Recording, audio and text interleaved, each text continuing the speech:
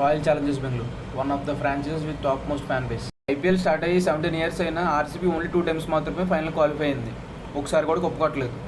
దీనికి main reason RCB management failure అనే చెప్పాలి. ఒకటి, మంచి ప్లేయర్స్ని స్కౌట్ చేయకపోవడం. రెండోది, ప్లేయర్స్ని బ్యాక్ చేయకపోవడం.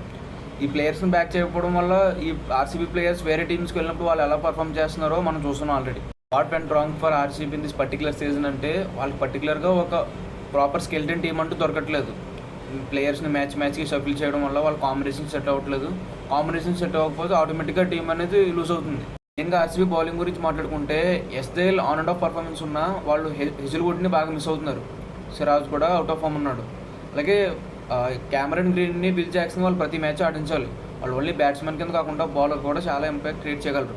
మెయిన్గా ఆర్సీబీకి సీజన్లో పాజిటివ్స్ ఏంటంటే Kohli's form and Will Jacks performance. And next mega auction కూడా కోహ్లీని, క్యామరన్ గ్రీన్ని, విల్ జాక్స్ని, సిరాజ్ని రిటర్న్ చేస్తే బాగుంటుందని అనుకుంటున్నాను.